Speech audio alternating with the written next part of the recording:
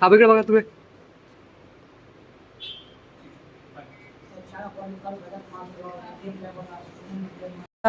महादेव कोळी समाजाचे निवेदन याच्यासाठी दिलं की 20/10/2023 तत्कालीन मुख्यमंत्री आदरणीय देवेंद्रजी फडणवीस यांच्या अध्यक्षतेखाली एक बैठक झाली होती. त्या ही बैठक आदरणीय आपले रमेशदादा पाटील यांनी आयोजित केली होती. त्या बैठकीमध्ये जे समाजाचे प्रलंबित प्रश्न होते 2014 पासूनची की मग जे ते व्हॅलिडिटी असेल किंवा SDMचे सर्टिफिकेट असतील, अशा अनेक मागण्या प्रलंबित होत्या. या मागण्यासाठी बैठक झाली. त्या बैठकीमध्ये जे परिपत्रक निघालं की त्या परिपत्रकानुसार आतापर्यंत कुठलीही एकही मागणी पूर्ण केलेली नाही ह्या शासनाने किंवा अधिकाऱ्यांनी. उलटं सर्टिफिकेट काढण्याच्या बाबतीत अडवणूक केली जाते आणि SDMचे सर्टिफिकेट पण देत नाहीत. मुलांचे शिक्षण त्या सर्टिफिकेटमुळं वंचित राहतात मुलं आणि त्यांचे पूर्ण शिक्षण होत नाहीत. ह्या अशा अनेक प्रलंबित प्रश्न आहेत. या संदर्भात आज आम्ही निवेदन दिलेलं आहे. पूर्ण महाराष्ट्रभर महादेव कोळी समाजाचे निवेदन देण्यात आलेले आहे. रमेशदादा पाटील यांच्या नेतृत्वाखाली महाराष्ट्रभर 36 जिल्ह्यामध्ये कलेक्टर साहेबांना निवेदन देत आहेत. जात प्रमाणपत्र मिळण्याबाबत यासाठी आम्ही सर्व जिल्हाधिकारी साहेबकडे आज निवेदन दिलेलं आहे.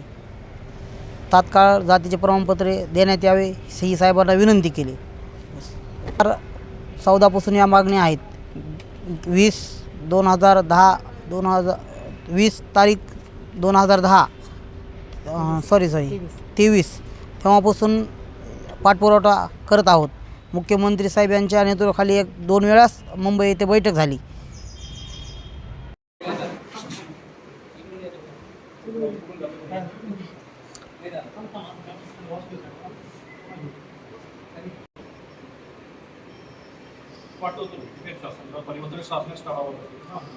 जय शिवराय. मनोज जरांगेने बऱ्याच आंदोलनाला भेट दिली. मनोज जरांगेने रोहित पवारला भेट दिली, मनोज जरांगेने बच्चू भाऊला भेट दिली. मग तिथं बी बच्चू भाऊच्या विरोधात कार्यक्रम केला आणि इकडे रोहित पवारला बी टोमणे दिले. अरे मनोज जरांगे, तू स्वतःच्या नावासाठी लोकायला कधी बी ह्याच्या कमीतून काढतो. मग तू त्या मंगेश साबळेला का भेटायला गेला नाही? मंगेश साबळे कोण होता? तो बी शेतकऱ्यासाठीच बसला होता ना उपोषणाला. तिथं कशामुळे भेट नाही दिली? मग सरीकडेच भेट द्यायला पाहिजे. शेतकऱ्याची बाजू जर मांडायची तर मग शेतकऱ्यासाठी योगदान बी देणारे भरपूर आहेत ना. बच्चू भाऊ कडूत, आपले राजू शिट्टीत आणि पुन्हा ते रवी तुपकरत, त्यांचं किती मोठं योगदान आहे आणि किती मोठा लढा आहे शेतकऱ्यासाठी. तुमचा शेतकऱ्यासाठी काहीही लढा नाही. तुम्ही फक्त आरक्षणाच्या नावावर स्वतःची पोळी भाजून घेतली आणि त्या पोळीत आहे का एवढी भाजली पोळी, त्या पोळ्या करपल्यात. तुम्हाला त्या पोळ्या खाल्ल्यावर एक दिवस करपट ढेकूर येईल आणि ते सर खाल्लेलं एक दिवस सर बाहेर निघणार आहे. त्याच्यामुळे आहे का सर समाजाने आहे का ओळखून घ्यायला पाहिजे.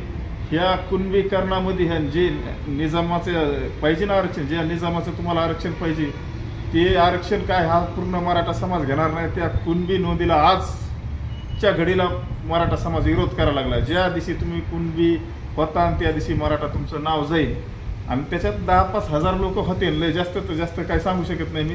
10-5 हजार लोक होतील, पण त्यांना ते म्हणजे त्यांचं जे मराठा नाव आहे ते कुठंतरी वगळलं जाईल.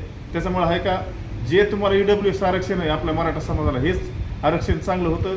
हे आरक्षण गेल्यामुळं मराठा समाजाचा एवढा मोठा तोटा झाला आहे. येणाऱ्या पिढीला 4-2 महिन्यात ह्या गोष्टी कळत्यानं. कारण भारतातले सारे आंदोलनं आरक्षणाचे बंद झालेत. कारण EWS आरक्षण आहे का सरकारने साऱ्या भारतात लागू केलेले. ते आरक्षण आता त्या आरक्षणामुळे महाराष्ट्रातल्या बाहेरले सारे मोर्चे बंद झाले. पण महाराष्ट्रातच कुठंतरी महाराष्ट्र पेटवायचं काम हे असे दलाल प्रत्येक समाजात तयार होऊन कुठेतरी स्वतःची पोळी भाजण्यासाठी आहे का हे असे स्टंट करतात आणि तरुण पिढीचं कुठेतरी वाटोळं केलं जातं. कारण ह्याच्यात भरपूर मुलावर गुन्हे झाले 307 सारखे जाळपोळीचे. पण ज्याची त्याच्याच आईवडिलाला खटावं लागतं तिथं काय मनोज जरांगे येणार नाही. मनोज जरांगेवर एक सुद्धा गुन्हा कुठला नाही, फक्त एकच गुन्हा तो बी 420चा लोकांचे पैसे बुडलेला. मनोज जरांगेच्या फॅमिलीवर कोणता गुन्हा नाही, काय नाही. आज आमच्यावर असले गंभीर गुन्हे तर आम्ही 2-2 वर्षे जेल काढली, 5-5 वर्षाची शिक्षा लागली समाजासाठी. तरी बी आहे का आम्हाला मनोज जरांगे आणि मनोज जरांगेची जी लाभार्थी टोळी हे आज आम्हाला महाराष्ट्रात आहे का विलन करून टाकले. पण येणाऱ्या काळात आहे का समाजाला 100% कळण खरा हिरो कोण आणि डुप्लिकेट समाजाच्या नावावर आहे का पैसे उकळणार, टेंडर घेणारा 1300 कोटीचे दुसऱ्या लाभार्थीच्या नावाने आणि स्वतःच्या घरात कसे पैसे घडगंचे प्रॉपर्टी कमवून ठेवणार लेकरा बाळासाठी. कारण ह्यो मनोज जरांगे फक्त त्याच्या 4 लेकराचं बघतो, समाजाचं ह्याला काहीही घेणं देणं नाही.